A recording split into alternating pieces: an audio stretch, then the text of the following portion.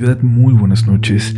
Inicia la etapa final de este año y queremos agradecerles por habernos acompañado, por haber acompañado cada nuevo episodio. Créanos que vienen cosas muy interesantes, viene más contenido, vienen historias más aterradoras, pero recuerden que la esencia de Relatos de la Noche es así, no cambia. Las ganas de hacerles pasar un rato de terror paranormal son las que nos motivan a seguir creando contenido. Mientras tanto, esperamos que disfruten de la siguiente recopilación de experiencias con lo sobrenatural que ustedes han vivido y que han tenido la confianza de compartir con nosotros. Es hora de adentrarnos en ellas y a ti te toca apagar la luz, dejarte llevar. Pero recuerda, no te sugestiones, no llames nada a tu casa. No queremos que seas el siguiente protagonista de Relatos de la Noche. Llevo varios meses escuchando Relatos de la Noche y hoy he decidido compartirles algunas de las historias paranormales que ocurrieron en casa de mi abuela. Mi familia es del estado de Aguascalientes. Vivían muy cerca del centro de la ciudad, en una de las primeras casas que se construyeron en la zona. Este es el primer relato. Mi papá me contó que de joven salió para verse con sus amigos. Llegó cuando nadie más estaba despierto. Estaba muy cansado, así que decidió irse directo a acostar. Cuando se estaba quedando dormido, sintió como si alguien desde el suelo estirara la mano para jalar su almohada. Se agachó a recogerla y vio la cara de una mujer que salía desde debajo de la cama. Sin mostrar los dientes, ella le sonrió. Quiso pensar que solo había sido un sueño, pero con el pasar de los días no volvió a sentirse solo. Una noche se levantó para ir por un vaso de agua. Cuando volvió de la cocina, vio a una mujer mayor al pie de su cama. Ella no le dijo nada, pero parecía que intentaba comunicarse con él. Le señaló a una de las esquinas de su recámara. Mi papá volteó hacia allá y cuando regresó la vista a la cama, aquella mujer ya no estaba. No me quiso dar más detalles cuando me contó. Solo me dijo que estaba seguro de que no había sido una sombra, que de verdad parecía que era una humana, viva. Al contarle a mi abuela, ella le dijo que unos días antes había visto también una viejita rondando la casa. Se acercó a preguntarle en qué podía ayudarla o si estaba buscando a alguien. En esta casa hay dinero escondido, le dijo. Mi abuela, en tono de burla, le respondió que por favor le dijera dónde buscarlo. La señora se quedó callada y solo siguió su camino. Sin embargo, esa no fue la única vez en la que algún desconocido se acercó a mi familia para recomendarles que buscaran el dinero que otros habían enterrado en esa casa. Segundo relato. Mi abuela se dedicó a bordar toda su vida. Era muy buena. Gracias a Dios nunca le faltaba trabajo. Para poder terminar todos sus pedidos a tiempo se tenía que quedar despierta hasta muy tarde. Ella dormía con la radio encendida. Cuando le preguntábamos por qué, siempre nos respondía lo mismo. Para no oír, mi amor. Para que la música no me deje escuchar sus voces. Decía que los muertos le hablaban cuando estaba sola, que el ruido que hacían era tan fuerte que no la dejaban dormir. Una noche terminó de trabajar cerca de las 2 o 3 de la mañana. Prendió la radio. Su habitación estaba conectada al patio principal. Esa vez dejó la puerta abierta para que no se encerrara el calor. Mientras se cepillaba el pelo, la radio se apagó sola. Intentó encenderla, pero no pudo. La dejó como estaba. Ya no quiso moverle. Se levantó a cerrar la puerta y vio que algo comenzaba a salir del resumidero. Al principio creyó que era un animal, alguna rata que estaba atrapada en la alcantarilla y que quería liberarse, hasta que esta cosa empezó a crecer, a hacerse más y más grande. Cuando salió finalmente pudo verla. Era una mujer. Su cuerpo era el de una mujer adulta, pero su rostro parecía el de una niña. Mi abuela retrocedió. Intentó contener la respiración, no hacer ningún ruido. Sin embargo, aquella cosa ya la había visto. La miró fijamente y se lanzó sobre ella. Cuando mi abuela la tuvo encima, este ser abrió su boca. Dice que tenía los dientes alargados que terminaban en forma muy puntiaguda, como si todos fueran colmillos. Dice que quería comerle el rostro. Afortunadamente, mi abuela tuvo la fuerza para liberarse y aquello desapareció. Regresó para siempre a donde pertenecía. Relato número 3. Chelo, una de las hermanas de mi papá, contaba que en sus sueños se le aparecía una niña. Mi tía no sabía quién era, pero al parecer la niña sí la conocía, incluso sabía su nombre. La primera vez que se le presentó le pidió que por favor le mandara a hacer una misa. Le dijo que fuera a nombre de Laura M. Delgado. «Ve a verme», le dijo. «Estoy en el Panteón de la Cruz». Mi tía contó lo que había soñado. Unos días después, toda la familia fue a visitarla, como la niña lo había pedido. Estaba enterrada hasta las orillas del cementerio. Mi abuela le quitó el polvo a la tumba y le dejó unas flores que había comprado en el mercado. Sin embargo, mi tía Chelo ignoró su otra petición. Le pareció que era suficiente con haber ido a verla. La niña comenzó a aparecerse en la casa. No quería irse. Quizá había estado siempre ahí, pero ahora ya no se molestaba en esconderse. Cuentan que por las noches la escuchaban corriendo en los patios o abriendo la puerta de la cocina para poder entrar. Podían escuchar su voz, en especial mi abuela, que tenía que subir el volumen a la radio para callar sus súplicas. Ella les pedía lo mismo todos los días. Quería que le hicieran una misa en el templo que está en la colonia Agropecuario. Mi familia finalmente fue a hablar con el padre para pedirle que cumpliera esa petición. Además, rezaron un rosario por su alma, para que pudiera descansar. Claramente no era bienvenida en la casa, sin embargo, ella no se iba. Estaba aferrada a seguir entre mi familia. En un sueño le pidió a mi tía que por favor le dejara algo con que jugar. Le compró unos trastecitos de barro y unos dulces que le dejó en la mesa de la cocina. Por la mañana siguiente encontró los trastes rotos y la envoltura de los dulces abiertas.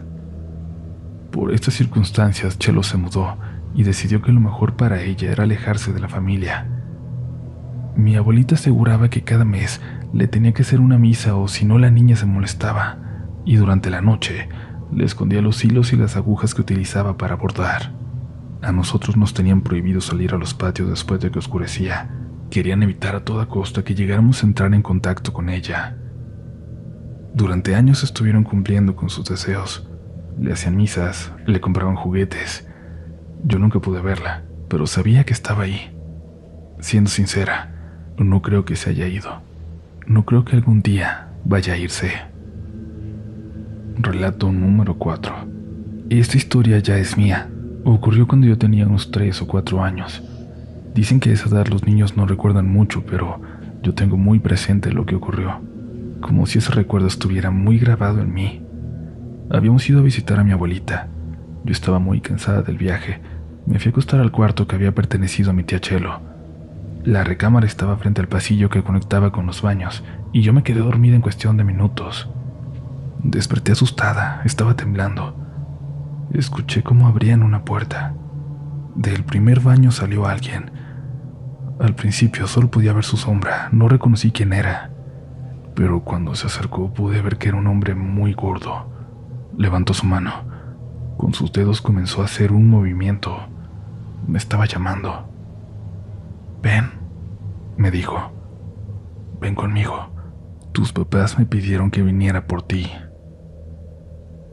En ese momento comencé a gritar. Cuando mi mamá llegó, yo estaba llorando y entonces llegó el resto de mi familia para ver qué estaba pasando.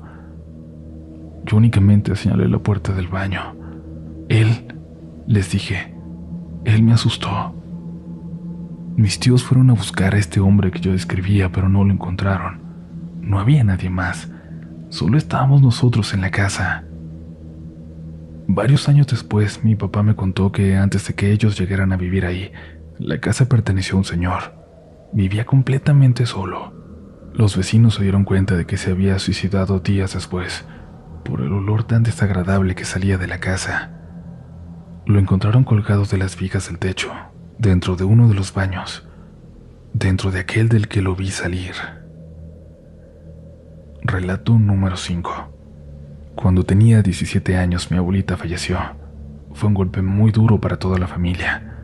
Durante los días posteriores a su fallecimiento, estuvimos yendo a su casa constantemente para repartir lo que nos había dejado: ropas, joyas, trastes y hasta sus plantas. Mi abuelita era una persona acumuladora. Tenía una obsesión por comprar cosas que no necesitaba y que al final nunca usaba. De verdad no sabíamos qué hacer con tantas cosas. Una tarde saliendo de la escuela, mi mamá me marcó para decirme que habían encontrado otro ropero lleno de ropa y que mi tía le pidió que fuéramos para ver qué nos gustaba para conservarlo. Cuando llegamos solo estaba uno de mis tíos con su esposa, que acababa de dar a luz a su hija. Yo estuve cuidándola hasta que se quedó dormida. La dejé en la recámara y salí a la cocina. Estaba sentada en el marco de la puerta cerca de los baños cuando sentí que una mano empezaba a acariciarme la cabeza, como a empujarme suavemente. Al principio ni siquiera me inmuté porque di por hecho que era mi tío, pero luego lo vi pasar por la ventana. Estaba en el patio principal, guardando los discos de mi abuela en unas cajas. No había nadie conmigo, pero puedo jurar que la sensación que me provocó el tacto de aquella mano fue la misma que sentí cuando vi al hombre gordo años atrás. Relato número 6. Después de la muerte de mi abuela, mis tíos comenzaron a buscar el dinero que supuestamente estaba escondido en la casa. Cavaron, hicieron hoyos en las paredes, pero no había rastro de aquel dinero. Sin embargo, había algo más. Otro piso de mosaico, más o menos a 1 metro por debajo del suelo conectado a un túnel. En una de esas excavaciones se encontraron un conjunto de huesos. Evidentemente, eran restos humanos. Varias personas estaban enterradas ahí sin que nosotros lo hubiéramos sabido. Nadie quiso tocarlos. En la familia habíamos aprendido a tenerle mucho respeto a los muertos. Solo la esposa de un tío tocó uno de los huesos. Nos dijo que esa misma noche comenzó a sentirse muy intranquila. Durante la madrugada, alguien tocó su rostro para despertarla. Al abrir los ojos se encontró con una mujer sentada en la orilla de su cama. La miraba fijamente. Parecía que estaba vigilando su sueño. Ante lo que vivieron, mis tíos contactaron a unas personas de Zacatecas que se dedicaban a hacer exorcismos para que fueran a liberarnos de los espíritus. Cuando llegaron a Aguascalientes, fuimos a recogerlos a la central de autobuses. Sin embargo, se negaron a pasar a la casa. Mis tíos les pidieron que por favor entraran. Incluso les ofrecieron más dinero que el que habían acordado, pero ninguno aceptó. Dijeron que había algo de verdad maligno ahí dentro. Antes de irse le dieron a mi tío una medallita que debía poner debajo de su lengua. Le dijeron que si quería conocer a los verdaderos habitantes de esa casa, tenía que entrar él mismo, completamente solo.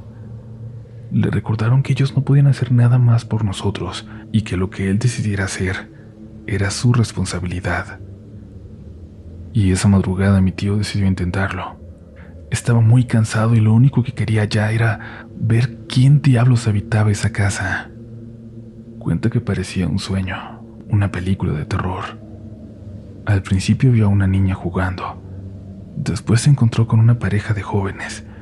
Conoció a todos los muertos que se habían ido apropiando de nuestros espacios.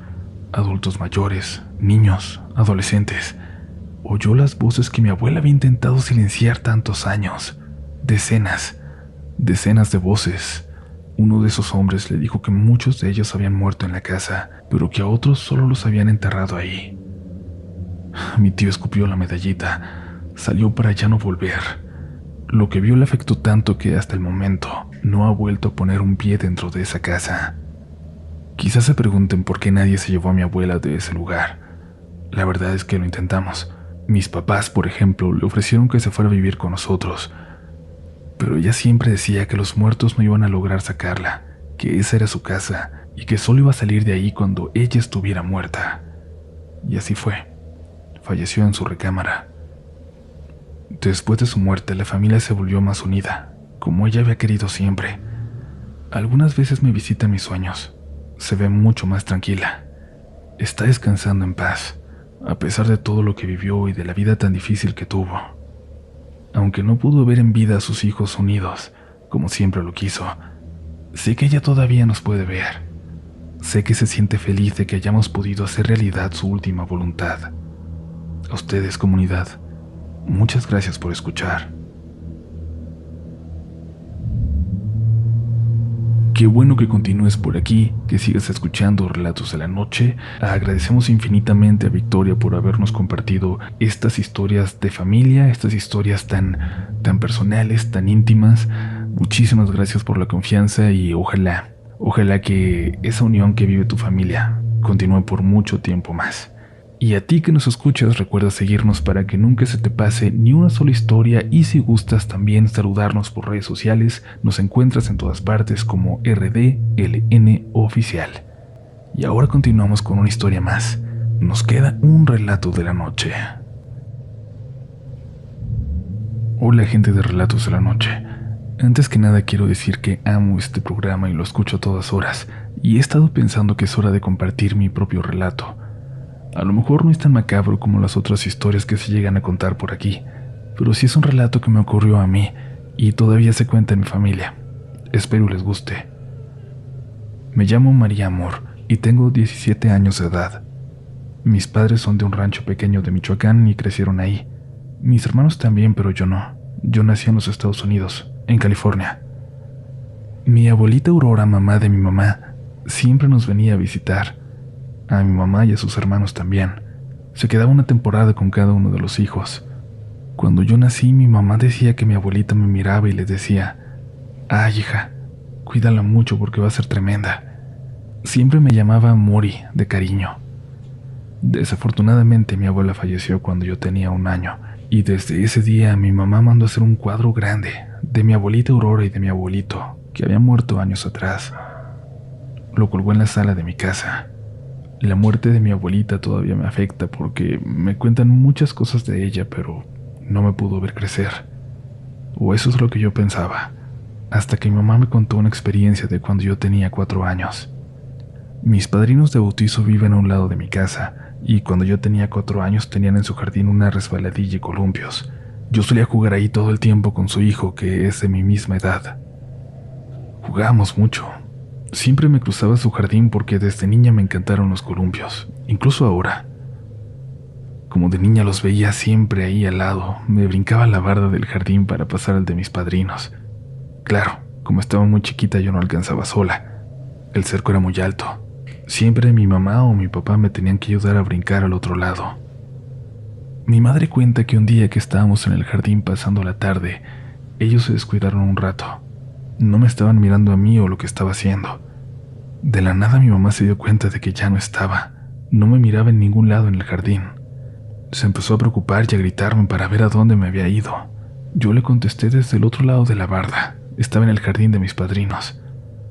Mis papás pensaron que mis padrinos estaban ahí y que quizás ellos me habían ayudado a subir al otro lado de la barda. Se asomó mi mamá por una rendija del cerco. Aunque no me alcanzaba a ver bien, dice que yo estaba en el columpio, pero que se miraba como si alguien me estuviera columpiando, aunque no había nadie detrás de mí. Les gritaron a mis padrinos para ver si estaban allí en el jardín conmigo. Seguían seguros de que ellos me estaban columpiando, de que ellos me habían ayudado a brincar. Pero después de unos momentos se dieron cuenta de que no estaban en casa. La casa estaba sola, ni siquiera su auto estaba ahí. Mis papás, confundidos, me preguntaron quién me había ayudado a brincar la barda, quién me estaba columpiando. Dicen que yo solo les respondí que una señora. Me preguntaron si fue mi madrina, pero yo les dije que no, que era alguien más. Se preocuparon y revisaron la casa pensando que alguien se había metido, pero no encontraron nada. No se explicaban quién me había ayudado a brincar, quién me estaba columpiando, y asustados me agarraron y nos metimos a la casa. Dice mi mamá que en cuanto yo entré, fui a la sala, me paré enfrente del cuadro de mis abuelos y dije con mucha seguridad y sonriendo: Ella fue mamá. Ella fue la que me ayudó a brincar la barda y la que me columpió. A mi mamá se le enchinó la piel. Me preguntó si estaba segura. Dice que yo le contesté: sí, era ella, y tenía un rebozo puesto cuando me abrazó. En ese momento mi mamá supo que estaba diciendo la verdad, porque aunque no salía en el cuadro, mi abuela toda la vida usó rebozo. Yo no sabía que la señora del cuadro era mi abuelita hasta esa tarde que supe que la pasó conmigo. Y siento que sigue aquí, porque a donde quiera que vaya, siempre encuentro una señal de que ella sigue cerca.